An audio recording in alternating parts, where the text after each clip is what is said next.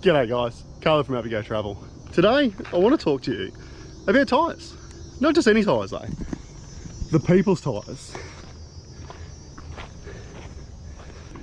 I know what you're thinking, what the hell are the people's tyres? People's tyres is what you see the most, what's trending, what's common. So for a long time it was a BFGoodrich KO2, the tyre of the people.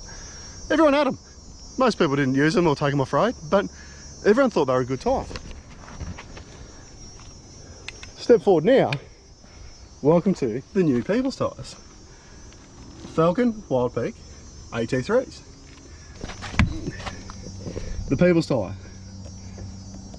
The people's tyre is always an all-terrain tyre, because they're generally for the blokes that go, I want an aggressive looking tyre, but I don't want it to be noisy. They're not necessarily the best tyre. They're not necessarily a great tyre.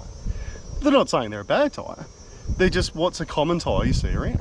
Now, there was something about the Falkens that I saw. I had a good mate actually. Good mate, owns a Fortuner, went and got a new set of tyres, got the people's tyres, got a set of Falkens. Loved them, raved about them. Again, doesn't go off-road a lot, but was so proud, so happy to tell me. And I remember hanging shit on it and going, man, don't do that, don't get them tyres. Fast forward a couple of years and here we are. We've got the bloody people's tyres, we've got the Falkens. There was something about these tyres that I just went, I want to get them, I want to give them a go. I've been contemplating buying all-terrain tyres for a long time. I've had muddies on my cars for the better part of 8 years, 10 years call it. So it was a massive step for me to go and buy an all-terrain tyre. Not only that, it was a massive step for me to go and buy a tyre that looked like a road tyre. It took me a long time to work out what it was about the Falken Wildpeaks that made them a cool tyre. Now, they are an all-terrain tyre. I wouldn't even call them a 50-50 tyre. I would say they look like an 80-20 from afar. Up close, you could probably call them a 30-70. But there's just something about them that I couldn't quite put my finger on as to what made them look cool. Now, I eventually worked it out. Falken, being an American brand, they're a large OD tyre. So my 285 70-17s actually work out to be 840 millimeters overall diameter. So they're an actual 33-inch tyre. And then not only are they an actual 33-inch tyre height-wise, width-wise, the section width, the tread section width, I'll get the exact stats, but the tread section width is wide. Like I think it's about 245, 250, which is pretty wide for a 285. So when you look at these tyres, they look good because they're a really big tyre. So all the sizes you buy, they are a big size tyre. So are they a good tyre? I'm in a love-hate relationship with these tyres. They're a good tyre, but they are hopeless in mud. They have less off-road traction than mud tyres, but you can't compare apples with oranges. And that's exactly what I've been doing this whole time I've had them. As far as an all-terrain tyre goes, they're bloody brilliant. I'll tell you why. So, the tread width, like I spoke about, they're a wide tyre. They're a tall tyre. They've got, I wouldn't call it aggressive side blocks, but they've got side blocks nonetheless.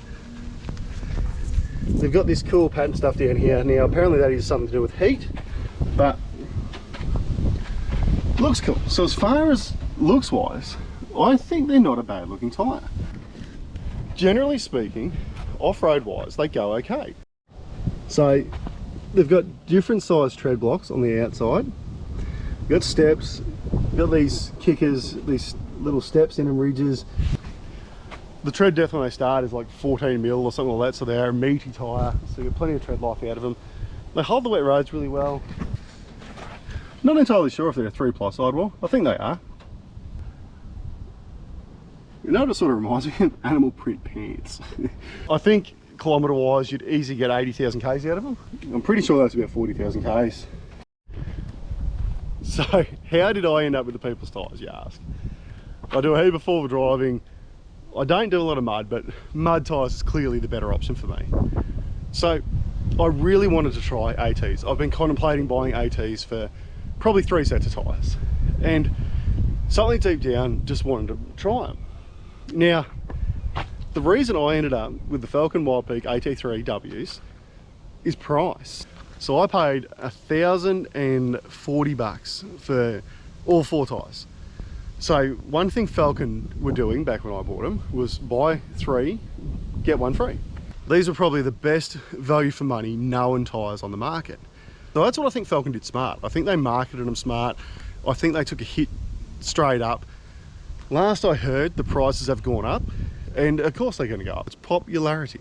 So are they worth top dollar? I think they are. I think, as much as I hate to say it, and it's not a tyre thing, it's an all-terrain tyre thing. So I think they are a really good all-terrain tyre.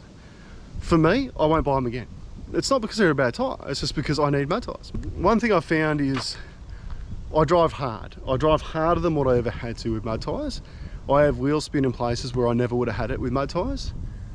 But again, it's an all-terrain tyre thing. It's not a Falken Wildpeak thing.